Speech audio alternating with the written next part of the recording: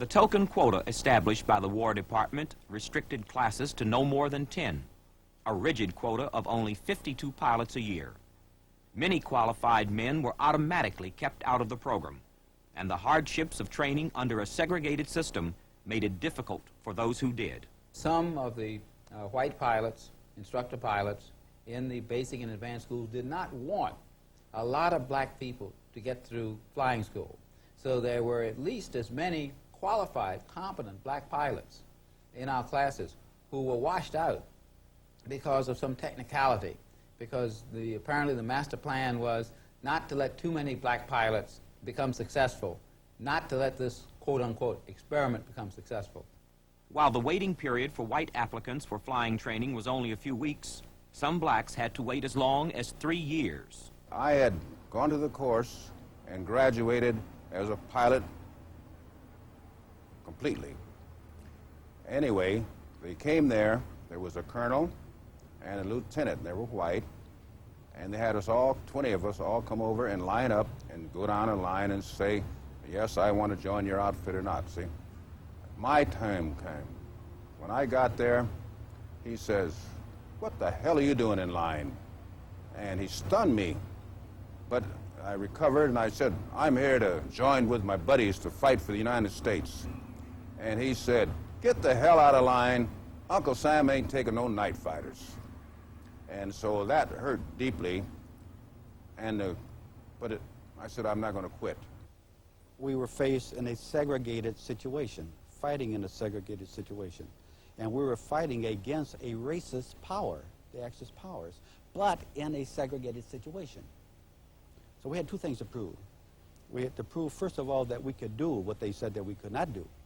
And secondly, that we could do it under these circumstances, which we did. And that created a bond of camaraderie, a bond of togetherness that lasted throughout the years. You know, even going through cadets, you know, the white folks didn't want us to get through cadets. Many a night, I think, and I know I've done this, that we've had some fellows who have some tough times, and we'd sit up with them all night long and hold them in our arms to give them the strength to get through.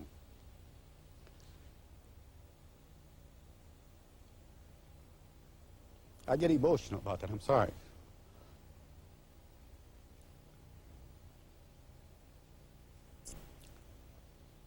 It wasn't easy. They trained classes about every 4.5 weeks. They would enter some more people into training. But they'd established a rigid quota, both for entrance into the training and also for how many would graduate. But the ball got away from them a bit in that we had started producing more than could possibly be used in one single squadron. All the while the 99th was training, they had graduated, they had filled up the squadron to its limit, and these men had trained done their tactical training in P-40 Warhawk aircraft. With small bombs fastened to the wings of their P-40s, the pilots dive in low over the ground, release the bombs, and speed away in a sweeping curve as the bombs skip into the target.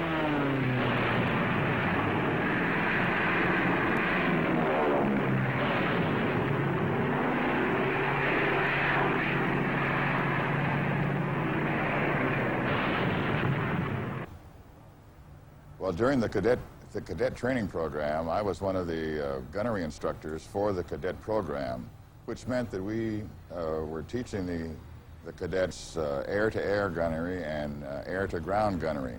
Most of the enlisted men had a great deal of respect for the cadets and for those who had already graduated after the first classes started to graduate. And of course, we respected them for the abilities that they had, and they respected us for the abilities that we had. We were military, we were proper, we saluted the officers, except on the flight line. Things were a little lax on the flight line, and you almost got to call people either by their first name or their last name. But with all the other military around, the white military officers and so forth, we had to keep a pretty sharp eye out and not do anything that was going to disgrace anybody. By August 5, 1942, the 99th Fighter Squadron had a full cadre of pilots.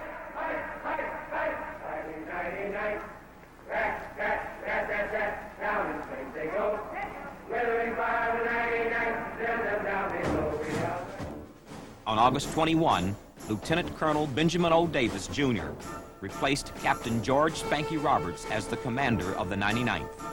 The 99th was declared ready for combat in late September 1942. A variety of problems created a series of delays in getting an overseas assignment. For example, out of fear of racial problems, foreign governments, including the African nation of Liberia, and Air Force theater commanders did not want the pioneer Black Squadron. In spite of pressure from the black press and civil rights groups, including Judge William Hasty's resignation from the War Department, it seemed that the Air Force experiment to test black pilots in combat would fail because the 99th, on whose shoulder the future of black air units depended, would never get overseas. While the men of the 99th waited to fight, the battle in North Africa escalated. On the Russian front, the Germans were meeting their Waterloo at Stalingrad. By January 1943, the Germans had permanently lost their initiative to the Russians. It was a major turning point in the war. By this time, Tuskegee Army Airfield had a new commanding officer, Colonel Noel Parrish. Although he made no substantial changes in the segregation pattern, he was perceived as more sensitive. But in the beginning, there was an attitude of many people, including the previous commander, the one just ahead of me. And he felt that he was expected to let this thing fail. It was a hopeless situation. The handicaps of the black men there would be so great anyway. And with the war on, they didn't want to take time and worry about it and so forth. But for those of us who were assigned there, we managed to develop the feeling, which I think was just a simple one and not the traditional one at the time, the feeling that we had to produce something and help. And the men we had with us were willing to learn to fly and to fight and would go over and do their share, and we would have made our contribution the best we could to the war, along with the men there. While Colonel Parrish settled into his new position, the black community continued its outcry against the War Department's lack of action in sending the 99th overseas, led by the Pittsburgh Courier's Double V campaign. But the imminent Anglo-American invasion of North Africa became an Air Force priority, and after 2 years of training and delays, the Tuskegee Flyers of the 99th were ordered overseas to the Mediterranean theater of operations. It was very clear that the 99th was an experimental unit to test the performance of blacks in aerial combat. Finally, the chance had come. When we arrived at Casablanca,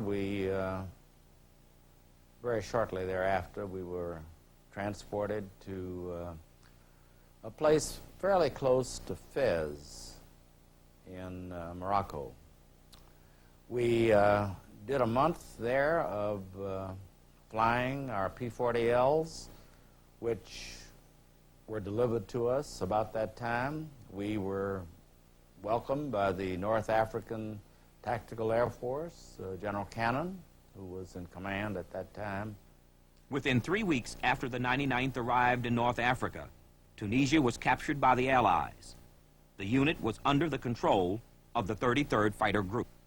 The North African campaign had ended, and the next step was Italy. But Sicily blocked the road to Italy, and the small island of Pantelleria led the way to Sicily. It was at this period that the 99th received its first taste of war.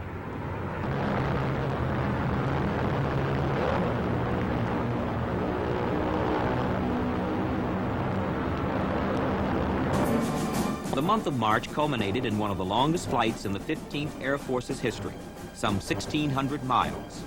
The 332nd started out on March 24, 1945, to rendezvous with bombers on their way to Berlin. The 332nd was to be relieved by another group outside of Berlin. The group didn't arrive on time, and the Red Tails, low on fuel, continued on their mission. It was then that the 332nd encountered the superior new German aircraft, the Me-262 jet. But that didn't stop the propeller-driven P-51s or Captain Roscoe Brown, who became the first black pilot to shoot down a German jet. I spotted these jets out on the side coming in and getting ready to lob their cannons into the bomber group. And I said, okay, I'll take over, follow me. And I did a reverse peel underneath the bombers, underneath the 262s, and we came right up on them, caught them dead in our gun sights. I got one, and two of my wingmen got one each, and then we had a long dogfight to try to get some of the others. And that's the way we did it. We just zoomed up underneath, right up underneath, pulled up on him, took the lead because we had gun camera sights that would give us a lead, pulled the trigger, and that was it. And my man bailed out, and some of the other planes went down on the deck and got them. That's the way in which that basic training and aggressiveness gets you over.